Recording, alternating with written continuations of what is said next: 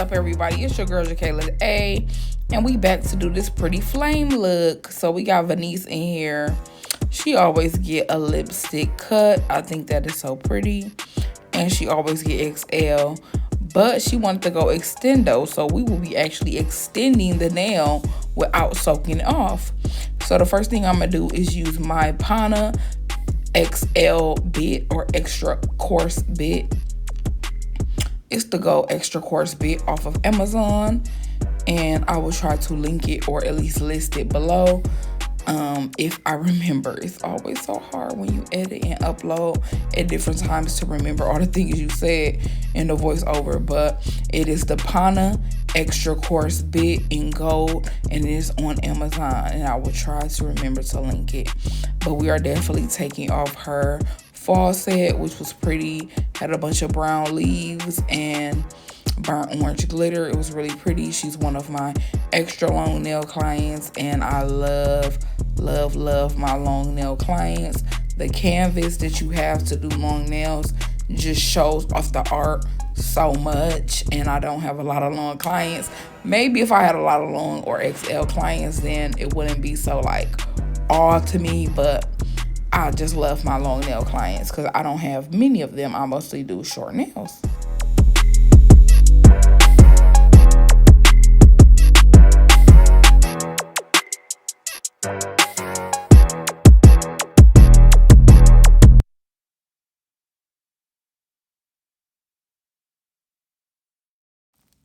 When you are falling off nails for a fill or rebalance, you want to make sure you got a high speed on that drill. So you want to make sure you have control and make sure that your hand is constantly moving and never staying in one place so that you don't heat spike or burn or cut your client. But you want to make sure that your actual nail drill is at a very high speed.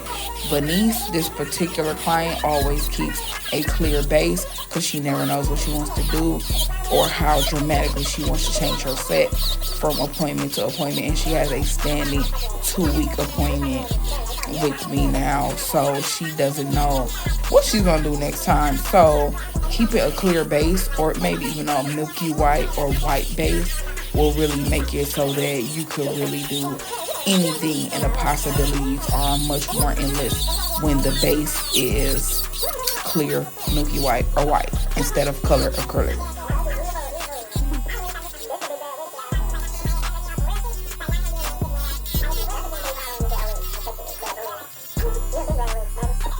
And here's how I do the extension. You basically file underneath the nail just to make sure it's a little bit rough and make sure the glue adheres easily. You want to pick a tip that's one size under what is already there, because when you put the acrylic, it will expand and it will give you the flush look that you want. So I pick one size under. I don't want it to be way under, but I just want it to be one size under or exactly the same, but I prefer one size under. You put a little bit of glue on that tip on the top, and you stick the tip underneath, and that is how you make sure it's straight. Please make sure it's straight. And that is how you get an extension without using a nail form. I saw this on Instagram. I hate that I don't know the person's name because I would love to give them a shout out, because this saves me a lot of time and it's tried and true. Make sure that your free edge of your current acrylic nail extension is filed very thin, so when you go in and you put on your tip and then you start your acrylic application, it is much more flush and you don't have a line of demarcation. But I basically put on all 10 of my tips, and then I cut them all lipstick shape because that is her preferred shape. And now I'm going in with my dehydrator from Young Nails. It is Swipe. And then my primer is in a Young Nails Protein Mind bottle, but it is actually no lift nail primer available on Amazon. So that is what I went in with, and I went on the cuticle area, the grown out area, to feel and rebalance. And then I also went in on the area that is combined together, that area where our new tip is meeting our free edge of our current nail. I went right there too, just in case. And so I'm going in with my clear acrylic. I use Young Nails Speed Clear, and I also use Young Nails Monomer. It is not odorless, but it is low odor, and I stand by it. I also use a size 12 brush from Zulay's. All these things can be mentioned in the description below and my essentials, which I post on every single video.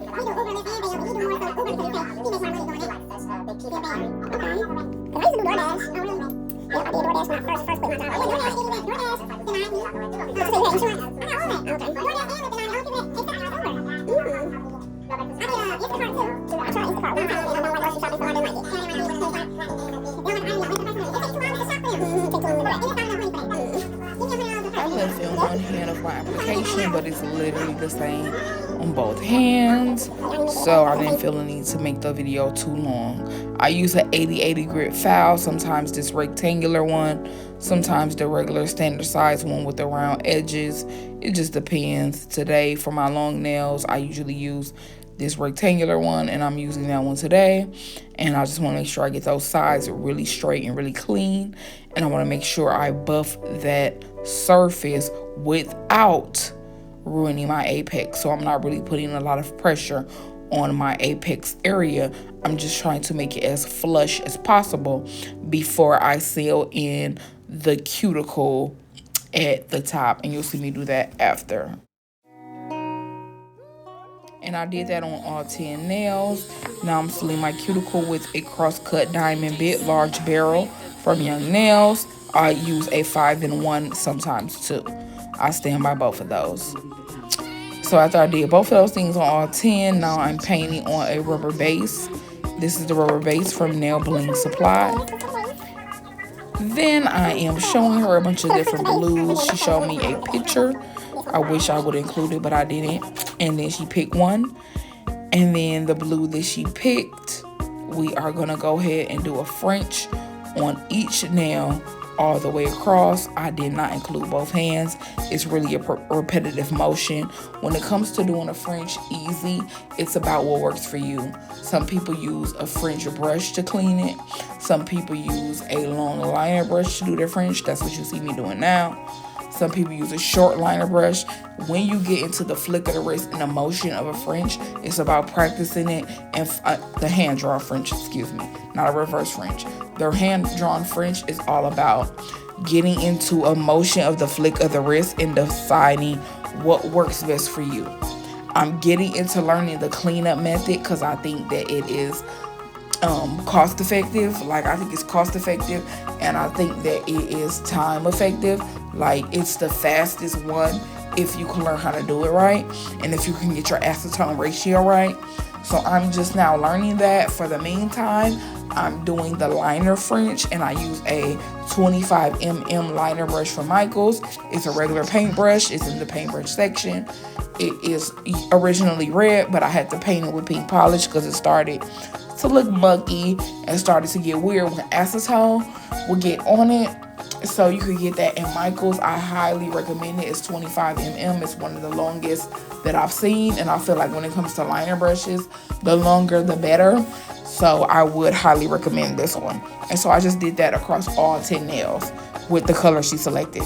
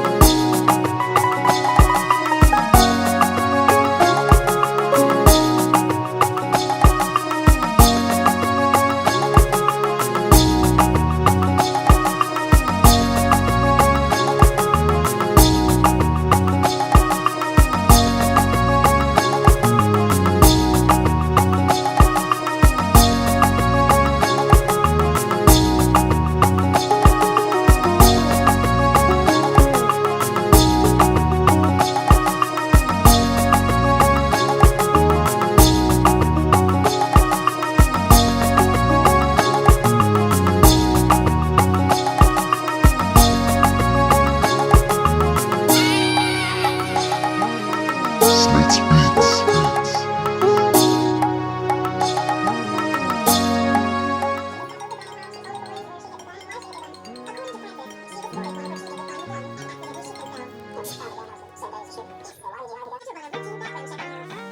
our design was very impactful, but it was really just 3 steps. We put down our nude rubber base, which really mimics acrylic covers, and they look like acrylic nudes. Love rubber bases. Then we put down our blue French, was like a baby blue. I believe it's the Blue Island from D&D. So that was really easy and simple. Now we're top coating. And our third step to end our design is going to be the pool party color from D&D. And that is a deep royal blue. I'm not going to quite call it navy, but it's royal blue. It's really, really pretty. And we're going to go in with that in an identical, very fine glitter, like a sugar glitter for like sugar nails. And we're going to do a sugar flame. So here I am using Pool Party to draw my flame. And then after I draw my flame, I am using an identical glitter that I got from Walmart to basically put on top. We're going to cure it, and then you end up with a sugar flame and a baby blue French. And it was just the cutest.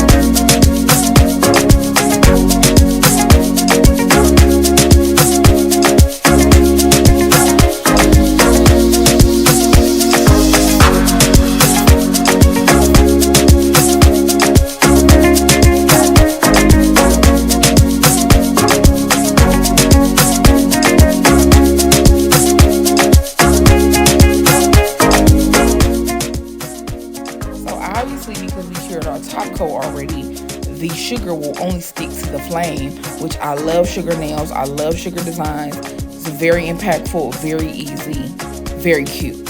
And I'm a glitter girl, so I just love sugar nails in general.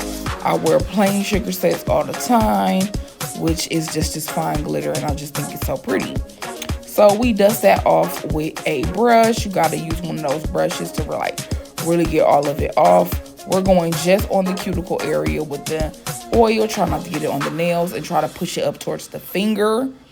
And this is the finished set. I hope y'all enjoy, and I'll catch you in the next one. Bye.